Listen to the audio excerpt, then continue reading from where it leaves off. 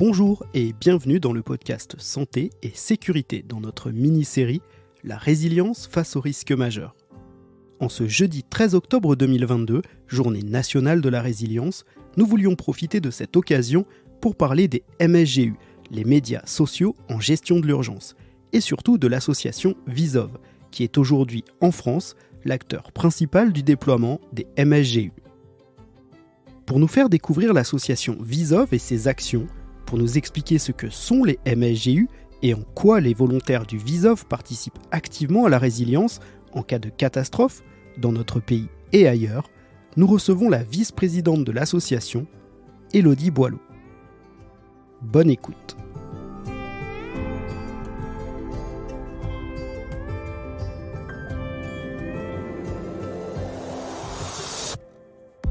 Bonjour Élodie, merci d'être venue au micro du podcast Santé et Sécurité pour nous parler de l'association Visov. Alors pour commencer, est-ce que tu pourrais te présenter pour nos auditeurs ? Oui, bien sûr. Élodie Boileau, vice-présidente de Visov, dont je fais partie depuis 6 ans en tant que volontaire. Et on va vous expliquer tout ce qu'on fait. Ok, est-ce que je peux être indiscret, te demander ce que tu fais dans la vie ? Dans la vie, je suis fonctionnaire au ministère de l'Intérieur. D'accord, très bien. Alors, on va parler de votre association Visov. D'abord, qu'est-ce que ça signifie, Visov ? Alors, Visov, en fait, ça veut dire volontaires internationaux en soutien opérationnel virtuel. Internationaux, et j'insiste bien sur ce point-là, parce qu'en fait, on est une communauté francophone. On n'est pas que des Français, et on a notamment une de nos cofondatrices qui est québécoise, et on a quelques volontaires qui ont été canadiens, haïtiens, suisses, et on en a encore quelques-uns qui ne sont pas français. Alors, quand on parle de Visov, quand on fait des recherches un petit peu, on entend souvent parler en parallèle du terme MSGU. Est-ce que tu peux nous expliquer ce que sont les MSGU ? Oui, alors en fait, MSGU, ça veut dire médias sociaux en gestion d'urgence. En gros, je pense que j'apprends rien à personne si je dis qu'on est dans une société où les réseaux sociaux sont de plus en plus présents, où peu de gens ne sont pas au moins sur un réseau social. Il y a de plus en plus de communautés virtuelles et surtout, en fait, on se rend compte que de toute façon, maintenant, dès qu'il se passe quelque chose, les gens, leur premier réflexe, ça va être de sortir leur portable, de prendre une photo, voire de diffuser en direct, au lieu de peut-être appeler les secours. Et en fait, le concept des MSGU, il est bien plus vieux que tout ça. Il a une dizaine d'années maintenant. En fait, le premier exemple qui existe, en fait, il est outre-Atlantique, il est aux États-Unis. Lors de l'ouragan Sandy, en fait, en octobre 2012. Ce qui s'est passé, c'est qu'il y a eu des millions de tweets, parce que Twitter était une plateforme, en fait, à la base, qui était uniquement en anglais ou en japonais. Donc, en fait, il y a 10 ans, Twitter, il y avait énormément d'anglophones, très peu de francophones par rapport à aujourd'hui. Et ce qui s'est passé lors de Sandy, c'est qu'il y a eu des millions de tweets qui ont circulé pendant l'événement. Et en fait, ça a permis de diffuser beaucoup d'informations en temps réel de ce qui se passait. Et très rapidement. Ça a été quelque chose qui était extrêmement nouveau. Et en fait, ça a été très efficace pour la communication des autorités à l'époque et pour les services d'urgence. Mais aussi, c'est là aussi qu'on a commencé à voir arriver les premières rumeurs, la désinformation, etc.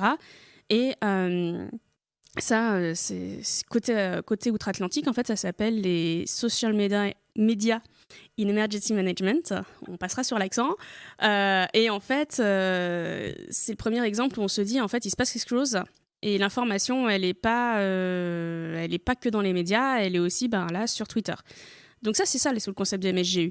Et en fait, c'est intéressant en gestion de crise pour deux choses. Un, on va dire pour tout ce qui est information dite montante.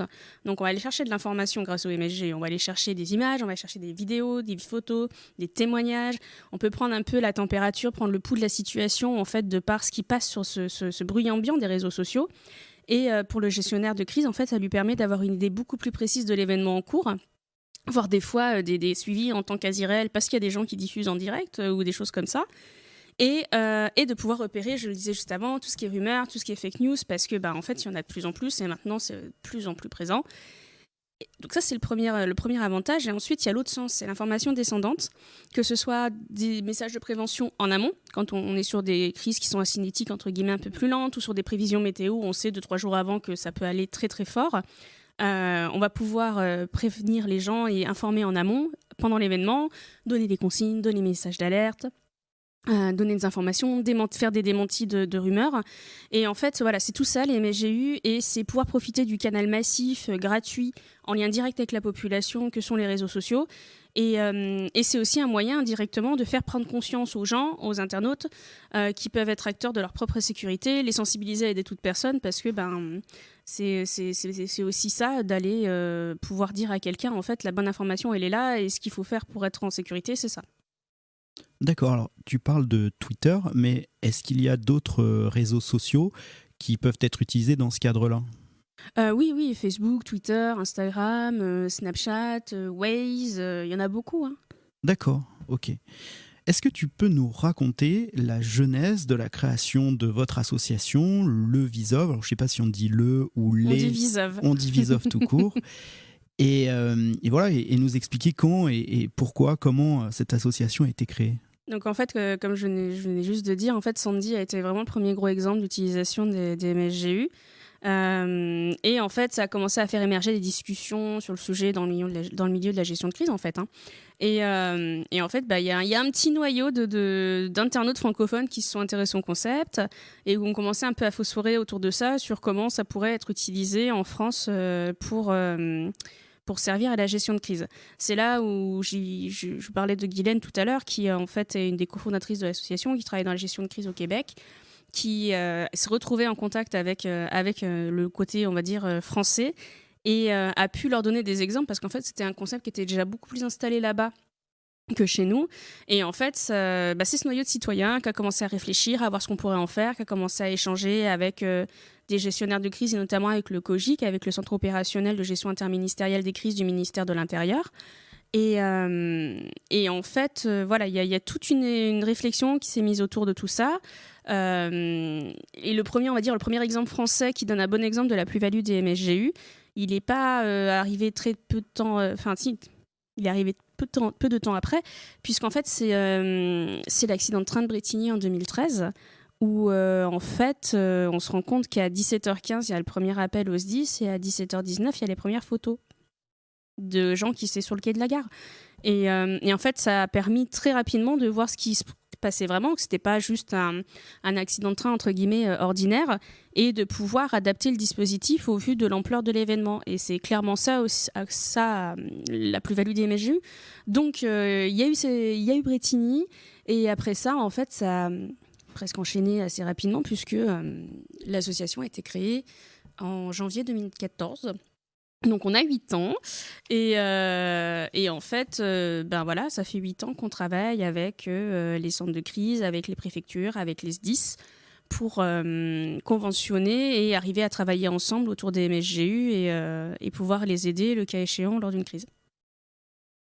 Alors, est-ce que tu peux nous expliquer du coup comment vous les aidez, comment vous leur venez en aide sur ces gestions de crise, et en fait, quelles sont vos missions au Visov ? Alors en fait, on a 3 grandes missions, on va dire. Lors d'une crise, il y a 2 gros points. Un, c'est d'assister les citoyens, les sinistrés via les médias sociaux, donc faire vraiment ce lien avec le citoyen. C'est des citoyens volontaires qui vont parler à des citoyens à travers les réseaux sociaux. Nous, en interface avec les autorités pour avoir aussi... pouvoir vérifier des informations, pouvoir en obtenir pour appuyer leur communication. Le but, c'est d'appuyer aussi la communication des autorités. Et on va aussi fournir aux institutions un appui, un renfort en veille des réseaux sociaux. On fait aussi parfois des cartographies, donc en fait des cartes. Et après, on va faire un peu de fact-checking, de vérifier si les informations qui passent sont vraies, de pouvoir détecter les rumeurs, et éventuellement aussi de relayer surtout les communications qui permettent de redonner la bonne information. Et on s'appuie pour tout ça avec une équipe de volontaires, un peu spécialisée dans la météo, une équipe de volontaires spécialisée dans la cartographie, parce que c'est pas si simple de faire des cartes.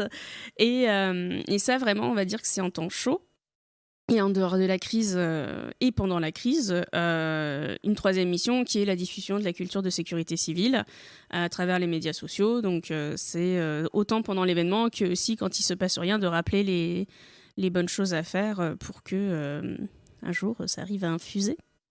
Tu en as parlé un petit peu, les bénévoles qui travaillent, c'est pas un travail, mais qui qui s'engagent au sein de l'association, vous les appelez volontaires. Oui. Tu en as parlé un petit peu avec la cartographie, mais est-ce que tu peux nous préciser un peu qui ils sont aujourd'hui, les volontaires du VISOV, et puis quels sont leurs profils, est-ce que vous les choisissez selon des compétences particulières, enfin tu l'as déjà un petit peu évoqué, mais ou selon leur métier, enfin est-ce que tu peux nous expliquer ça? En fait, les volontaires VISOV, c'est des citoyens comme toi et moi, en fait, qui sont issus alors, de différents horizons. On a quand même des gens qui sont météorologues, ce que je disais juste avant. On a des webmasters, on a des community managers, on a des sapeurs-pompiers professionnels volontaires, des communicants, mais aussi, on a aussi des médecins, on a des gestionnaires RH. Franchement, il y a des gens pour lesquels leur métier n'a rien à voir avec ce que fait VISOV.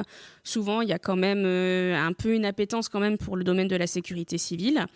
Et c'est des gens que le sujet des MSGU intéresse, qui sont à l'aise avec les réseaux sociaux, qui sont pas juste là parce qu'ils ont vu de la lumière et ils sont entrés. Et c'est tout ce mélange, mais aussi c'est différentes cultures et différents points de vue qui font aussi la force de VISOV, parce que un sapeur-pompier ne va pas interpréter l'information de la même façon que je l'interpréterais moi, parce que pas le même ressenti, pas la même expérience. Et c'est ça qui est très intéressant aussi et qui fait la force du collectif de l'association. Du coup, comment vous recrutez vos volontaires? Si moi, je veux devenir volontaire au sein de l'association, est-ce que vous avez un process de recrutement? Est-ce que... En fait, le plus simple, c'est de passer par notre site internet. Il y a un onglet pour nous rejoindre, il y a un questionnaire avec les informations qu'il nous faut déjà pour à peu près comprendre qui est la personne en face, ce qu'elle fait dans la vie, pourquoi elle veut nous rejoindre, est-ce qu'elle est déjà engagée dans d'autres associations, qu'est-ce qu'elle connaît des MSGU, quels réseaux sociaux elle connaît bien. Déjà, on part de cette base. Et après, il y a un échange qui s'enclenche, un processus de recrutement qui fait qu'on va revenir vers eux, avoir un échange téléphonique, demander un peu un petit exercice de veille sur une crise, pour voir si la personne a vraiment bien compris ce dans quoi elle s'embarque, en fait, parce que des fois, ça peut paraître très simple pour les gens. Et en fait, ils se rendent compte que c'est bien plus que ça. Et après, il y a aussi des gens qui, du coup, se disent « Mais en fait, ça, c'est trop pour moi.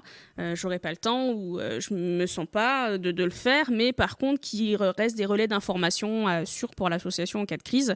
Et indirectement, ils s'inscrivent dans les MSGU sans le savoir. Donc, notre site internet, nous rejoindre. Alors, beaucoup d'institutions vous font désormais confiance. En fait, vous signez des conventions avec plusieurs institutions. On peut citer évidemment le ministère de l'Intérieur via la DGSCGC, la Direction Générale de la Sécurité Civile et de la Gestion de Crise, et son COGIC, tu en as parlé tout à l'heure. De nombreuses DIS, plusieurs états-majors interministériels de zone, le Centre régional d'information et de coordination routière Méditerranée, de nombreuses préfectures, des communes, des communautés d'agglomération, des conseils départementaux et je crois même le gouverneur de la province du Luxembourg. Oui, on a un panel qui est assez large. Maintenant, on est beaucoup conventionné surtout avec les SDIS, les préfectures, les entités étatiques et les SDIS. Parce que en fait, si on commence à faire tout le monde, en fait, on peut pas. On reste une association, on reste tous bénévoles. Donc c'est vrai que ça fait quelques années qu'on s'est un peu plus recentré. On a en effet quelques conventions en Belgique puisqu'on est francophone, comme je disais. Et après, c'est quand même beaucoup de centres opérationnels ministériels. Alors, tu as cité le COGIC, mais il y a aussi la cellule de veille du ministère de la Transition écologique qui est dans nos conventionnés. On a aussi le centre de crise du ministère des Affaires étrangères. On a quelques centres de crise. Après, on travaille quand même beaucoup plus avec le ministère de l'Intérieur de par sa nature, en fait, et avec le MTE, le ministère de la Transition écologique. Mais on commence à avoir quand même un panel assez important de conventionnés. Et c'est des gens qui viennent nous voir parce qu'ils sont intéressés par les MSGE et qui veulent mettre des choses en place. Donc c'est ça qui est intéressant aussi, c'est qu'il y a vraiment un travail collaboratif qui se fait. Et c'est pas juste un papier qu'on signe ensemble, on essaye d'avoir une dynamique derrière et de l'entretenir. Maintenant, c'est le grand défi, je pense, pour tout le monde, c'est d'arriver à entretenir les relations. Mais c'est eux qui viennent vous chercher aujourd'hui ou c'est vous qui allez leur tendre la main? Ça se passe comment cette mise en place de collaboration? En général, ceux qui viennent vers nous. Parce que, et à mon sens, c'est bien aussi, parce que ça veut dire qu'ils savent déjà ce que c'est un peu les MSGE et ce qu'ils veulent en faire. Ils y trouvent un intérêt. Il y en a aussi qui n'ont pas besoin de nous parce qu'ils ont déjà beaucoup de choses en interne et ils se débrouillent très bien. Mais voilà, le but, pour nous, le but, c'est pas de signer avec tout le monde et d'avoir une carte de France remplie parce qu'en fait, il faut que ça serve derrière. Et si ça sert pas à la fin aux citoyens, ben, c'est un peu dommage. Donc, en général, ils viennent nous voir, ils nous connaissent. Ils se disent ok, pourquoi pas. Et après il y a aussi parfois des crises qui se passent dans un département avec lequel on n'a pas de convention, mais ça nous arrive d'être en lien parce que nous on va être sur Facebook, surtout sur Twitter, c'est beaucoup Twitter hein, puisque c'est un peu plus direct on va dire, où un SDIS ou une préfecture va nous dire il se passe ça, est-ce que vous pouvez nous filer un coup de main? Et là bien sûr on va dire oui parce que le but derrière c'est pas juste d'avoir des conventions et de signer, c'est d'aider les citoyens. Et il y a aussi comme ça qu'on arrive parfois à concrétiser des collaborations avec certaines entités, quoi. Donc c'est un peu par hasard des fois aussi, au hasard des crises. Très bien, merci pour tes réponses, Élodie. Alors, je voudrais rentrer un peu plus dans l'aspect technique de vos activités. Tu nous as expliqué vos différentes missions. Une des premières missions, c'est d'assurer pour ces institutions une veille. Comment vous organisez cela concrètement et opérationnellement parlant? Est-ce que, je ne sais pas, moi, vous tenez un planning de garde, entre guillemets, de vos volontaires pour assurer une veille constante, journalière, hebdomadaire? Enfin, je ne sais pas comment vous organisez cette veille au quotidien. Il n'y a pas de planning de garde, il n'y a pas d'astreinte, il n'y a pas rien de tout ça en fait parce que au fond on est tous un peu connectés. On a des salles de discussion sur des messageries type WhatsApp. On a des salles de veille où voilà il y a un fil d'information qui remonte dès qu'il se passe quelque chose qui rentre dans notre champ d'action qu'est la sécurité civile. Et après, c'est un peu le fil rouge de ce qui va se passer sur les réseaux sociaux. Nous, ça nous permet de garder un œil. Et ça nous permet de voir aussi, du coup, s'il y a quelque chose qui va monter un peu en puissance, qui va prendre de l'ampleur. Et là, si on voit qu'il y a vraiment quelque chose qui ressort ou qui peut prendre de l'ampleur ou qui a vraiment un impact pour le citoyen, il y a deux façons. Soit nous, on va décider de monter en puissance et d'avoir une veille un peu plus active et d'aller chercher un peu plus d'informations. Soit on va, et dans ce cas-là, on va informer en fait les conventionnés qui sont concernés qu'on a mis en place une équipe de veille. Soit c'est eux qui nous appellent directement, on a un numéro d'activation, ils nous appellent, on nous dit il se passe ça, on a besoin, voilà le besoin. Après sur des cinétiques un peu plus lentes, sur des vigilances, je pense à des vigilances orage, des vigilances crues, ce genre de choses où on le sait 24 voire 48 heures avant qu'il y a quelque chose qui peut vraiment arriver. Là on rentre souvent aussi en contact un peu avant pour juste dire on est là s'il y a besoin et nous de toute façon dans tous les cas on aura un œil sur la situation.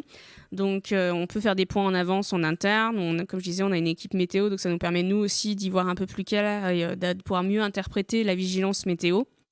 Et on s'organise en amont quand on peut. Si on peut pas s'organiser en amont parce que ça arrive et c'est avec quelque chose qui va aller très vite, il y a cet appel qui est fait. Et nous, derrière, c'est les dirigeants de l'association qui vont décider ou pas d'activer une équipe de veille. On s'adapte. Et dès lors qu'on décide de mettre une équipe de veille en place, et c'est parti et on monte les équipes. Donc je voulais te poser cette prochaine question, c'était justement comment vous activez une cellule VISOP. Finalement, tu viens d'y répondre, j'ai l'impression. En fait, ça va être soit à la demande de vos conventionnés, je ne sais pas si c'est comme ça que vous les appelez, oui, c'est ça. soit de votre plein chef sur votre décision parce que vous avez analysé des données sur... Ok. Ça marche. Et alors du coup, comment vous faites pour assembler tous les volontaires VISOP? Parce que je crois savoir que vous travaillez tous à distance. Comment ça se passe? C'est là aussi pareil, via... ça vient du fait de ce que je comprends, finalement, de votre connexion permanente via les salles de discussion, via les réseaux? Alors en fait, on est tous à distance. La particularité de VISOP, en fait, c'est une association où on est chez nous. On est à distance, on est sur ordinateur, on est sur téléphone quand on est dans les trains, dans les métros, voilà, qu'on n'est pas devant un ordinateur. On a nos outils de messagerie, nos outils de travail collaboratif, et en fait, c'est par ces canaux qu'on va alerter les gens. Et on a aussi une appli, comme il en existe quelques-unes, d'alerte par SMS et par notification. Ça permet d'avoir une sorte d'alerte multicanal, en fait, qui fait que soit on voit la notif, soit on voit le SMS parce qu'on n'a pas mis la 4G en route. Et en fait, voilà, dès lors que ça arrive, les gens nous disent je suis disponible, je suis pas disponible, je suis disponible de telle heure à telle heure. Et c'est comme ça qui nous préviennent, en fait. Et une fois que tout ça est lancé, nous, on monte ce qu'on appelle une ESOF, donc une équipe de soutien opérationnel virtuel, et qui a un chef d'équipe, des veilleurs, et on organise la veille avec un classeur type Excel en ligne où on va nous rentrer nos informations. On a une salle de veille qui se monte un peu notre salle de crise virtuelle, hein, et on va travailler comme ça jusqu'à la fin. On va se relayer. Alors après, dit comme ça, on se dit non mais en fait c'est des gens, ils sont tous chez eux, ils se voient jamais, waouh super. Pas du tout, on se voit aussi en vrai.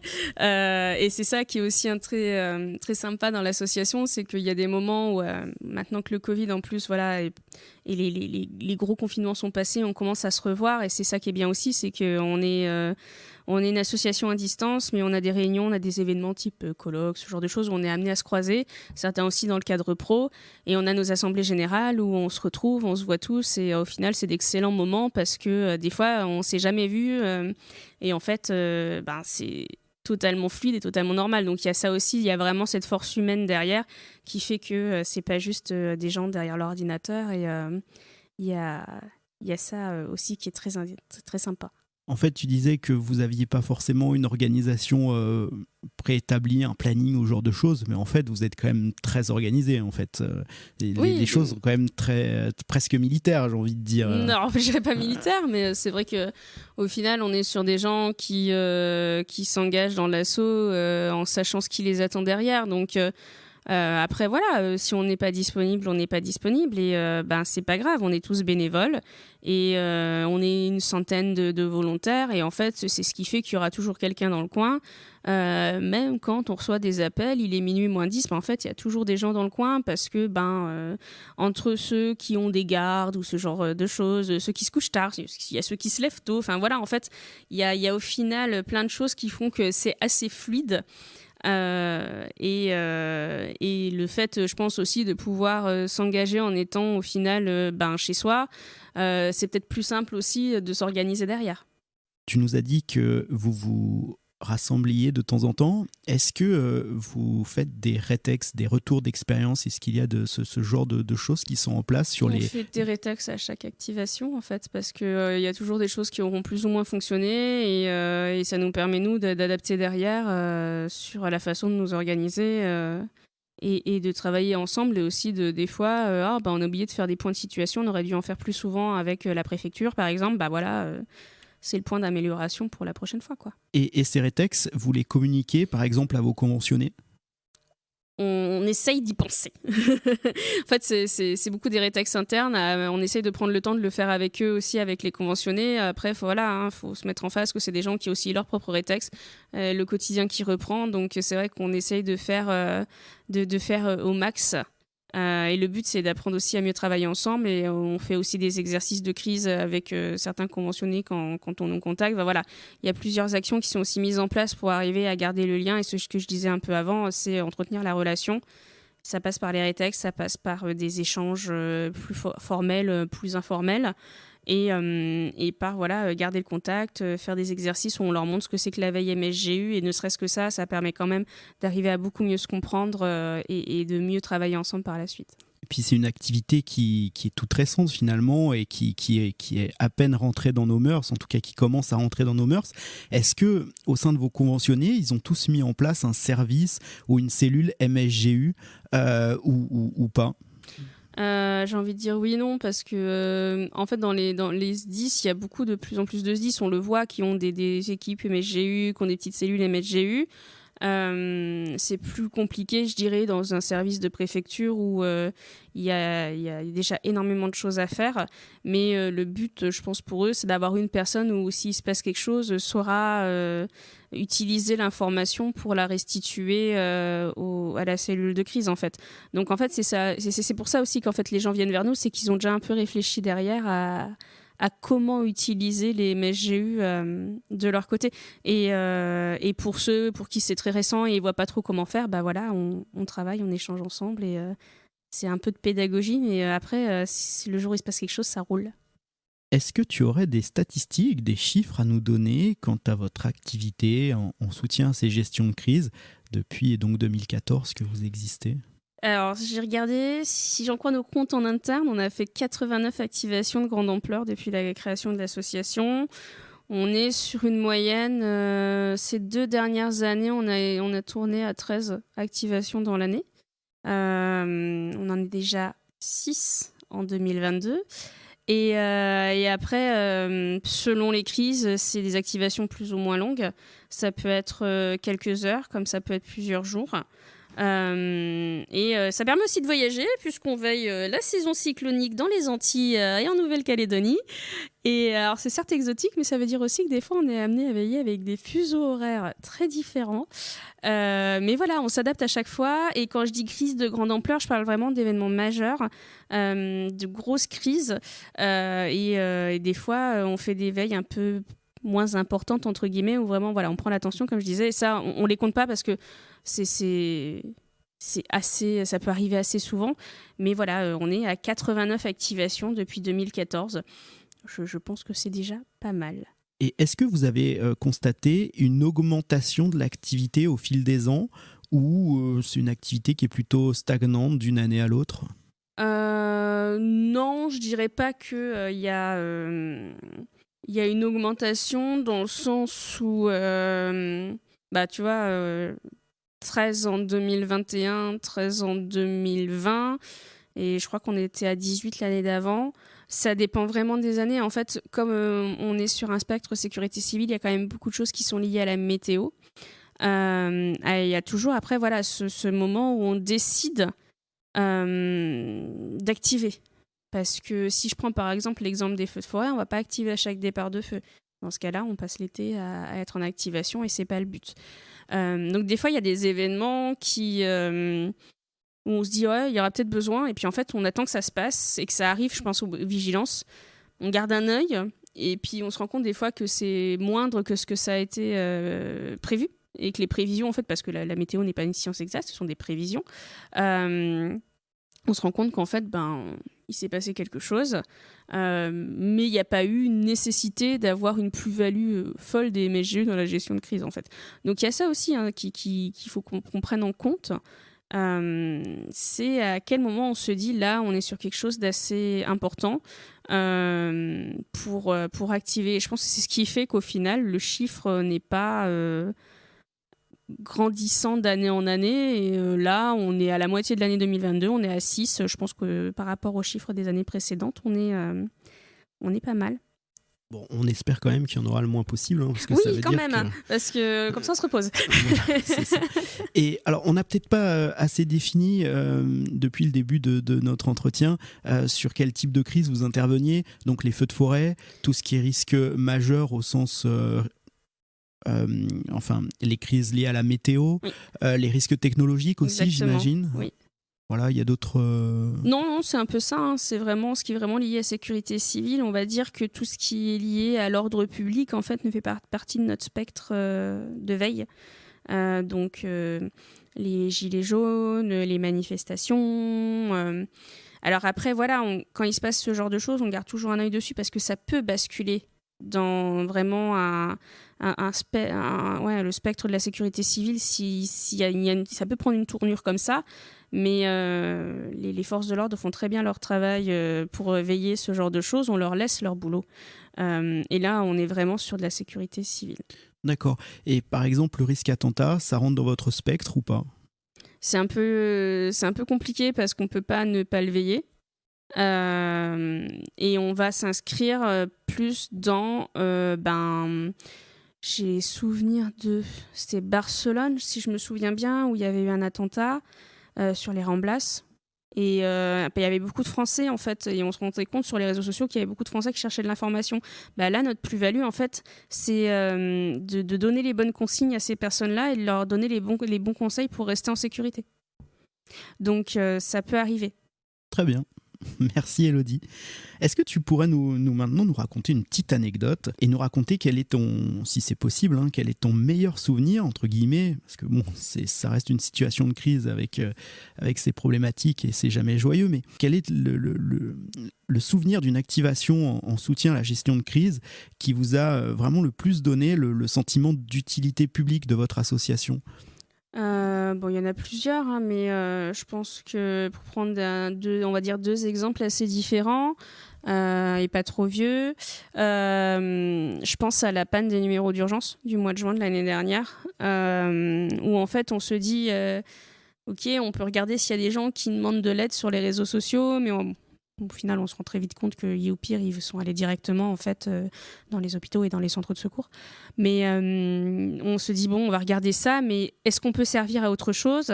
Et on voit les numéros alternatifs qui sont diffusés de partout et on se dit, mais en fait, il faudrait faire une carte avec tous ces numéros pour que la personne qui cherche à joindre le 18 ou le 17 ou le 15 dans son département et tout de suite le bon numéro à appeler.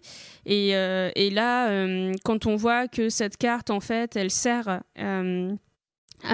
aux gens, qu'il y a des gens qui nous donnent les numéros dans leur département en nous donnant le lien du SDIS ou de la gendarmerie qui a posté en fait le numéro, et que voilà, on se rend compte que l'information circule et qu'elle sert et qu'elle est utile. Là, on se dit ok, là on fait quelque chose qui peut vraiment servir aux gens. Après, ça peut être aussi quand on met un formulaire en place pour les familles qui sont sans nouvelles de leurs proches après Irma ou la tempête Alex. Parce que là, en fait, on se dit, ok, quelle est la plus-value des MSGU ? Il n'y a plus de réseau, c'est toujours les mêmes images, ou alors il n'y a rien. Mais en fait, de l'autre côté, on a des familles qui sont sans nouvelles de leurs proches. Et en fait, qu'est-ce qu'elles peuvent nous donner comme information ? Et d'ailleurs, qu'elles postent sur des groupes Facebook, sur ce genre de choses. C'est j'attends des nouvelles de ma fille qui était à tel endroit, qui habite à tel endroit, son numéro, toutes les informations utiles, en fait. Et en fait, ça, nous, on a été en lien avec les gestionnaires de crise, avec les cellules d'information du public, avec tout ça, pour leur donner ces informations parce qu'ils les avaient pas forcément, parce que au bout d'un moment, les opérateurs téléphoniques, ils sont humains, donc en fait, ils ne peuvent pas prendre énormément d'appels en même temps, tout simplement.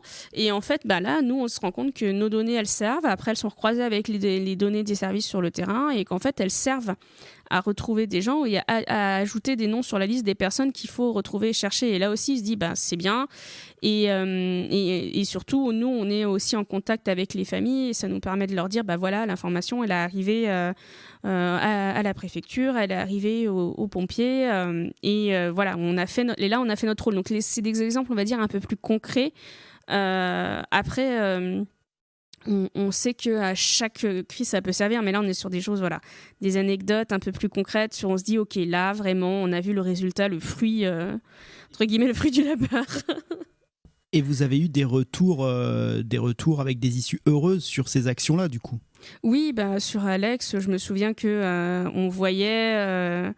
on voyait le nom des personnes, ou même sur Irma, où on avait une carte, en fait, où au début, tout le monde avait plein de petits points rouges, parce qu'on avait répertorié les gens, en fait, comme ils nous donnaient leur adresse de là où ils étaient la dernière fois qu'ils avaient été vus, on avait fait une carte, et on avait pu fournir aussi, et en fait, qui au début était rouge, et dès lors, même nous, les familles nous disaient, c'est bon, j'ai des nouvelles, on sait que la personne, en fait, ça passait vert.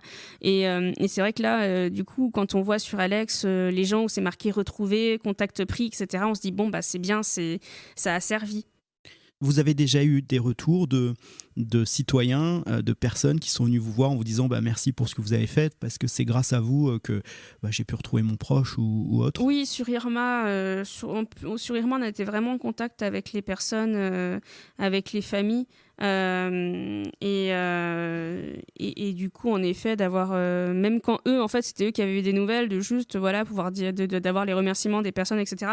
Et même sur les autres crises, d'avoir les remerciements des gestionnaires de crise, des gens qui ont géré le truc, ont été t'es au cœur du réacteur et te disent merci, en fait, ce que vous avez fait a servi, ça peut suffire, en fait, à se sentir utile. Il n'y a pas besoin d'un truc énorme, mais dès lors, tu sais que ce que tu as fait a servi et a vraiment aidé, mission accomplie, quoi. Ouais, ça donne du sens à ce que vous faites, évidemment. Exactement.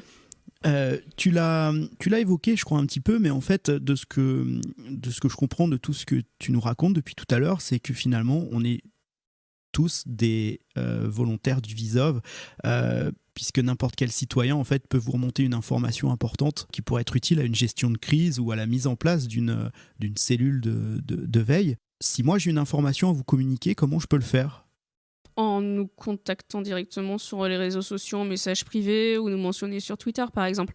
C'est le plus simple. On va pas nous envoyer un mail, hein, ça sera beaucoup plus long. Un hashtag Il y a... En fait, en général, on essaye d'avoir un hashtag. On s'inscrit dans les hashtags que la population utilise. Donc après, on se rend compte qu'il y a quand même certains mots qui sont plus utilisés et on va aller les chercher. Certains départements qui vont utiliser un hashtag météo et le numéro de département, par exemple. Mais le mieux, c'est de venir vers nous et c'est comme ça qu'on arrive à échanger avec les gens qui auraient une information qui peut servir, en effet. Alors, on mettra en description de l'épisode tous vos réseaux sociaux, mais est-ce que tu peux nous donner le nom de vos comptes sur les réseaux ? Vous avez toujours le même sur tous les réseaux ou ça change peut-être ? Logiquement, si on cherche Visov, on nous trouve. D'accord. Parce que je crois qu'on a des noms différents, mais sinon, je crois que c'est @Visov1, parce que le Visov était déjà pris il y a 10 ans par quelqu'un dans le monde. Mais sinon, non, on cherche Visov sur Facebook, sur Twitter, sur Instagram, sur LinkedIn même, et ça, c'est déjà pas mal. Et on arrive à nous trouver assez facilement. Eh bien, Élodie, merci d'avoir répondu à toutes nos questions pour mieux comprendre ce qu'est l'association Visov et comment vous fonctionnez. Comme il est d'usage à ce micro, je vais te laisser le mot de la fin. Et écoute, merci à toi en tout cas d'avoir proposé de parler de MSGU, de parler de Visov. Si ça a pu servir aux gens de comprendre un peu plus ce qui peut se tramer sur les réseaux sociaux dans une crise et ce à quoi ça peut servir, mission accomplie. Eh bien, merci Élodie. De rien, merci à toi.